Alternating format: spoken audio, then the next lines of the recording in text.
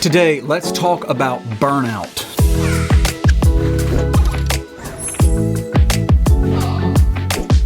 So this YouTube channel is for creatives of all type, whether it be video makers, music creators, artists, and at some point, we've all been there where we just get burned out. So today I'm going to give you 4 ways to help avoid burnout. Number 1 probably seems like the most obvious, but it's very important. Simply unplug. For me, I take large batches of time off. Typically twice a year, I will try to devote at least maybe 1 to 2 weeks where I just take a good amount of time off. This video that I'm making right now, I actually made 2 months ago. I actually am taking a large vacation from YouTubing, but many of you don't even realize it because I have worked hard ahead and made 7 videos and scheduled them for 7 weeks out so that I could take an extended month and a half off from creating YouTube content. Now, I'll still take notes. I have an Evernote app, and that's what I use for note taking. So when creative jolts hit me and I think of ideas and good things that I could do here on YouTube in the future, I'll go ahead and jot that stuff out.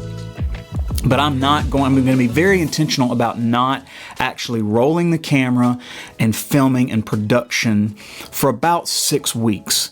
So it's always important to plan that out and actually take some time off. Now, several of my other jobs are still rolling through that 6-week period. I have those things kind of rolling around in my brain, but again, I keep a note-taking app and then I try to get all of that stuff organized, and I always intentionally try to take some time off in the summer. That helps. Practice self-care, exercise, maintaining a healthy diet, getting plenty of sleep, and spending quality time with loved ones. All of these are very important to reduce stress and prevent burnout. I always like to refer to the Quadrant, which was created by author Timothy D. Kanold in his book, Heart. And in the Quadrant, you'll see that Quadrant 1, you have the high energy, which is Quadrant 1 and 3, and then you have the low energy, which is Quadrant 2 and 4. And we want to be in that Quadrant 1 as much as possible, the high, positive, helpful, hopeful, joyful, connected, confident. However, to remain fully engaged in Quadrant 1, you're going to have to dip down into Quadrant 2. And that's what the author always refers to, spending at least an hour a day in that Quadrant 2. I try to always maintain some Quadrant 2 time. For me, it's exercising in the mornings, and then I like to take walks or bike rides in the evenings when it's nice and cool. But it can be reflective, serene, relaxed, tranquil, peaceful. Even sitting out on my screened-in porch at the back of the house at night and watching television gives me some of that Quadrant 2 time.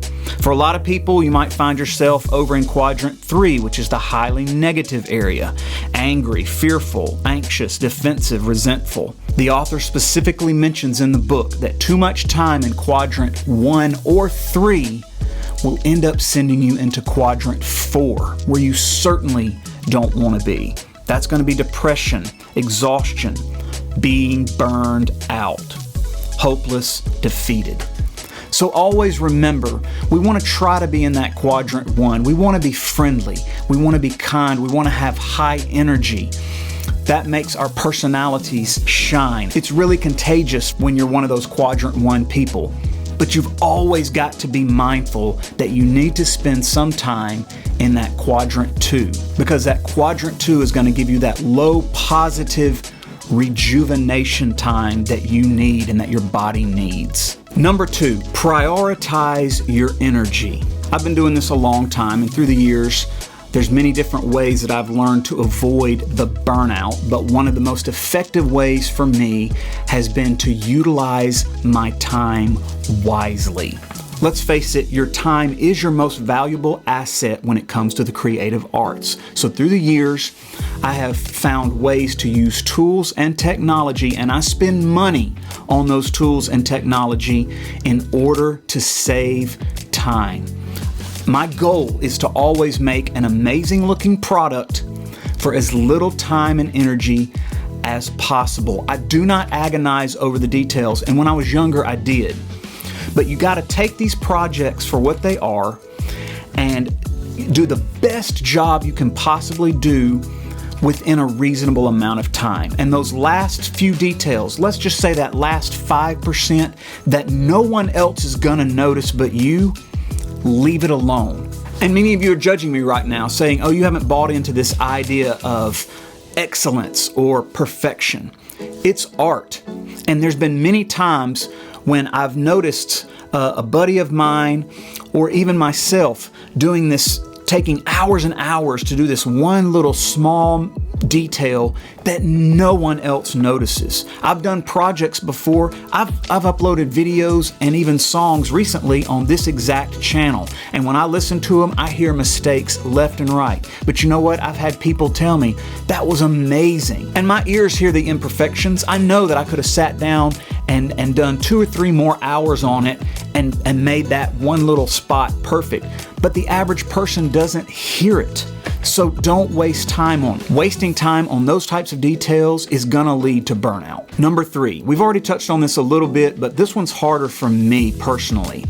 Balance your work life. It's important, along with getting enough sleep and a healthy diet, to also make sure you're spending time in those hobbies that are outside of those creative arts. Get away from the screens, unplug, go outside, play golf, play frisbee, ride a bike, do something to help rejuvenate your mind and unplug. Finally, number 4, delegate. Learn to delegate some tasks to other people. As I got older, I quickly learned that I could take some important time every day to train someone under me how to do something to help take that off my plate. And I think a lot of time as creative artists, we have a tough time with that because we want the control to be able to control every aspect and detail of the creative art that we're working on. So we're like, well, instead of taking the time to show somebody how to do this, I just want to sit down real quick and do it myself because I know that I can do it the way that I want to do it. You'd be amazed, though, at collaborating with other people and delegating some tasks to people under you, and how that will build your team and build community, and how that can help so much to alleviate the burnout. I know this firsthand. I'm a teacher. I'm a school teacher, and I teach broadcast. And it's amazing for me to sit down and teach a student, a high school student, how to do a job, and then see within days them flourishing on that job and flying, whether it's on Final Cut Pro, whether it's on filming something. How a student or how someone under you can learn those skills and then take that off your plate. And in many cases, they may end up being better at that job than we ourselves are. And so learn to delegate, learn to train people under you to help alleviate some of the jobs, which will in turn alleviate the stress and let you focus on other aspects of the creative art that you're working on. So there you have it, 4 ways that you can help alleviate burnout. Make sure you're taking care of yourself. Make sure you're protecting your time at all costs. If you haven't subscribed to my YouTube channel, please do so. I can't wait to see you on the next video.